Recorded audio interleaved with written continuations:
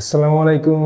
আজকে আমরা আলোচনা করব উপপাদ্য 19 বৃত্তের কেন্দ্র থেকে সমদূরবর্তী সকল যে পরস্পর সমান। ঠিক আছে, তো বৃত্তের কেন্দ্র থেকে সমদূরবর্তী অর্থাৎ কেন্দ্র থেকে সমান দূরত্বে অবস্থিত দুইটি যে কেন্দ্র থেকে তাদের দূরত্ব কি সমান। তো কেন্দ্র থেকে যদি তাদের দূরত্ব সমান হয় তাহলে ওই যে দুইটাও কি হবে, পরস্পর সমান হবে। এটা আমাদেরকে প্রমাণ করতে হবে। তো ফার্স্টে আমরা কি করব, প্রথমে একটি বৃত্ত অঙ্কন করি। মনে করি ও কেন্দ্র বিশিষ্ট একটি বৃত্ত, ও কেন্দ্র বিশিষ্ট একটি বৃত্ত, ও কেন্দ্র বিশিষ্ট বৃত্তে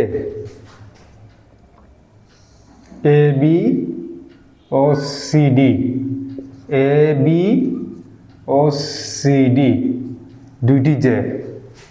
এখন এ বি এবং সিডি দুইটি যে, এই যে দুইটির লম্ব আমরা কিভাবে পাবো? ঠিক আছে, মনে করি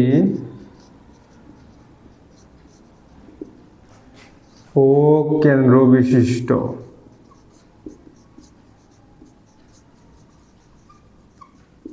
বৃত্তে এ বি ও সিডি দুটি যে। আচ্ছা, এখন এ বি ও সিডি হচ্ছে আমাদের দুইটি যে, এই যে দুইটি সমান আমাদেরকে প্রমাণ করতে হবে মেইনলি। তাহলে এ বি এবং সিডি দুইটি যে, তাহলে আমাদেরকে প্রমাণ করতে হবে কেন্দ্র থেকে সমদূরবর্তী, মানে এ বি যে এর দূরত্ব এবং সিডি যে এর দূরত্ব কি হবে, সমান। এটা প্রশ্নে আমাদেরকে বলে দিয়েছে। তাহলে এ বি যে এর দূরত্বটা আমরা কিভাবে পাবো? আমরা জানি দূরত্ব পাইতে হলে কি করতে হয়, দূরত্ব পাইতে হলে আমাদের একটা লম্ব অঙ্কন করতে হবে। ঠিক আছে, তাহলে আমরা কি করব, এখন এই যে এখানে একটা লম্ব অঙ্কন করব। লম্বটার নাম হচ্ছে ও ই, ও ই লম্ব এ বি অঙ্কন করলাম। তাহলে ওইটা হচ্ছে এ বি এর দূরত্ব নির্দেশ করতেছে। ওই দূরত্বটা এ বি এর দূরত্ব নির্দেশ করতেছে কোথা থেকে? কেন্দ্র থেকে। তাহলে ওই লম্ব এ বি এবং এই যে ও এফ, ও এফটা, তাহলে ও এফ লম্ব অঙ্কন করলাম সিডি এর উপরে। তাহলে ও এফ লম্ব সিডি, ওই লম্ব এ বি এবং ও এফ লম্ব সিডি হলে, ওই লম্ব এ বি এবং ও এফ লম্ব সিডি হলে, এবং ওই সমান ও এফ। আমাদেরকে প্রশ্নে বলে দিছে ওই এবং ও এফ সমান, মানে কি যে দুইটির দূরত্ব সমান। তাহলে আমরা এখান থেকে যে দুইটি দূরত্ব কত পাইছিলাম, ও ই আর ও এফ, কিভাবে পাইছি? ওইটা এ বির উপর লম্ব, ও এফটা সিডি এর উপরে লম্ব অঙ্কন করে আমরা পাইছি। আমরা যদি লম্ব অঙ্কন করলে এটা এই দূরত্বটা হবে লম্ব দূরত্ব। তো যাই হোক, কেন্দ্র থেকে সমদূরবর্তী বলছে, তাই ওই সমান ও এফ। তাহলে ওই সমান ও এফ হলে প্রমাণ করতে হবে যে এ বি সমান সিডি। তাহলে এ বি সমান সিডি, এটা আমাদেরকে কি করতে হবে? প্রমাণ করতে হবে। ঠিক আছে, আমাদের প্রশ্নে বলা আছে ওই সমান ও এফ, অর্থাৎ কেন্দ্র থেকে এ বি জে এর দূরত্ব এবং কেন্দ্র থেকে এই যে সিডি জে এর দূরত্ব সমান বলে দিছে আমাদেরকে। বুঝে গেছে? আচ্ছা, তাহলে এখন আমরা অঙ্কন করি। আমরা জানি কি অঙ্কন, আমরা জানি যে আমাদেরকে এই দুইটা সমান করতে হলে দুইটা ত্রিভুজের হেল্প নিতে হবে। তো আমরা ত্রিভুজের হেল্প কিভাবে নিব? এখানে দুইটা ত্রিভুজ অঙ্কন করব আমরা। ঠিক আছে, তো ত্রিভুজ কিভাবে অঙ্কন করব? আমরা যদি ও কমা এ এবং ও কমা সি যদি আমরা কি করে দিই, যোগ করে দিলাম। ঠিক আছে, ও কমা এ এবং ও কমা সি কি করে দিলাম, যোগ করে দিলাম। তাহলে ও কমা এ এবং ও কমা সি যোগ করি। ঠিক আছে, যোগ করার পর আমাদের এখানে দুইটা ত্রিভুজ তৈরি হলো নতুন করে। তখন আমাদেরকে মেনলি প্রমাণ করতে হবে এই যে ও ই এবং ও এফ, এটা কিন্তু দেওয়া আছে। আমাদেরকে মেনলি প্রমাণ করতে হবে এ বি এবং সিডি সমান। তাহলে এ বি আর সিডি তো এই দুইটা ত্রিভুজের মধ্যে নাই, কিন্তু এ বি এর অর্ধেক মানে এ ই সিডি এর অর্ধেক সিএফ, এই দুইটা কিন্তু আছে। তার মানে আমরা যদি এই সমান সিএফ প্রমাণ করতে পারি, এই আর সিএফ যদি সমান বলতে পারি এই দুটো ত্রিভুজ থেকে, তাহলে এই আর সিএফ সমান হলে এবি এবং সিডিও কি হবে? সমান হবে। কেন? কারণ এই হচ্ছে এবি এর অর্ধেক, সিএফটা হচ্ছে সিডি এর অর্ধেক। তাহলে তাদের অর্ধেক যদি সমান হয় তাহলে তারা পুরোটাই কি হবে? সমান হবে। তাহলে আমাদের এই ত্রিভুজ থেকে আমাদের মেইন যে কাজটা থাকবে, ত্রিভুজ দুটো আমরা সর্বসম প্রমাণ করব। সর্বসম প্রমাণ করার পরে আমরা বলবো এই এবং সিএফটা সমান, ঠিক আছে? তাহলে আমরা এখন কি করব? আগে ত্রিভুজ দুইটা সর্বসম প্রমাণ করি, ঠিক আছে? তাহলে এখন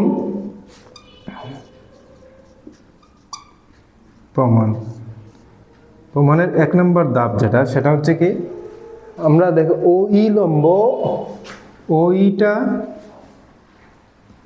লম্ব হচ্ছে এ বি এর উপরে, সুতরাং এই কোণটা 90 ডিগ্রি না?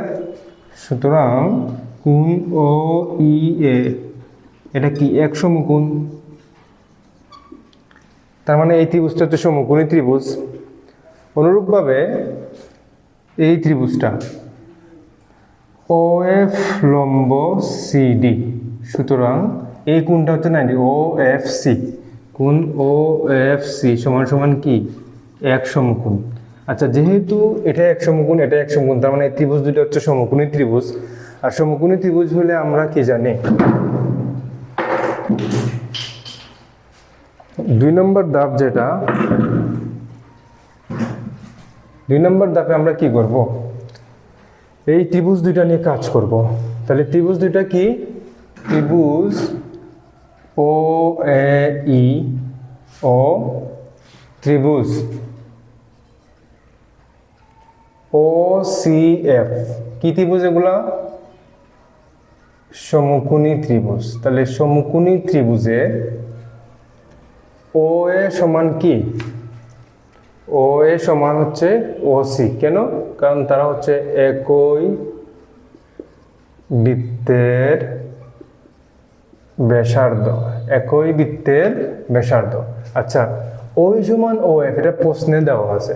তাহলে ওই সমান ও এফ এটা আমাদেরকে প্রশ্নে বলা আছে, বুঝে গেছে? এটা হচ্ছে আমাদের তাহলে সাইড নোট কি হবে? দেওয়া আছে, ঠিক আছে? তারপরে হচ্ছে, যেহেতু এটা সমকোণী ত্রিভুজ, আমরা জানি সমকোণী ত্রিভুজের ক্ষেত্রে,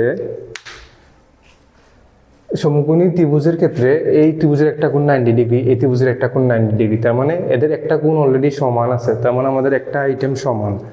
ওই সমান ও সি, তাহলে আমাদের কটা আইটেম হলো? 2টা। ওই সমান ও এফ, তাহলে কটা হলো? 3টা। তাহলে 3টা আইটেম সমান হওয়ার কারণে আমরা বলতে পারবো এই দুইটা ত্রিভুজ কি? সর্বসম। অর্থাৎ ত্রিভুজ ও এ ই সর্বসম ত্রিভুজ ও সি এফ। আর যেহেতু সর্বসম, তাহলে এই দুটো ত্রিভুজ যেহেতু সর্বসম, সর্বসম হলে আমরা বলতে পারবো যে কি, বাকি যা আছে সব সমান। মানে এই এবং সি এফ যেটা লাগতেছে আমাদের, আমরা বলতে পারবো এ ই সমান সি এফ, ঠিক আছে? তাহলে এই সমান সি এফ। কিন্তু 3 নম্বর ধাপ, কিন্তু এই সমান সি এফ, ঠিক আছে? বা এইটা এই মানে কত? হাফ অফ এ বি সমান সমান কত? হাফ অফ সিডি, বুঝা গেছে? কিন্তু এই সমান আমরা এভাবে লিখব, এই সমান হচ্ছে হাফ অফ এ বি এবং সি এফ সমান হচ্ছে হাফ অফ সিডি, বুঝা গেছে? সুতরাং আমরা কি বলতে পারি?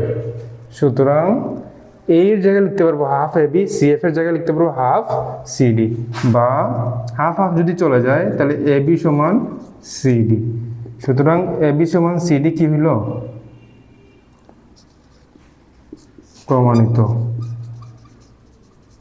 তাহলে এই যে এই সমান হাফ অফ এ বি, এটা কেন হইল? এইটা যে এ বি এর অর্ধেক কেন হয়েছে? আমরা জানি কেন্দ্র থেকে জের উপর অঙ্কিত লম্ব জেকে সমান 2 ভাগে কি করে? ভাগ করে। তো এটা হচ্ছে আমাদের সাইড নোট। তো এখানে আমরা সাইড নোটটা লিখব, কেন্দ্র থেকে জের উপর অঙ্কিত লম্ব, জের উপর অঙ্কিত লম্ব জেকে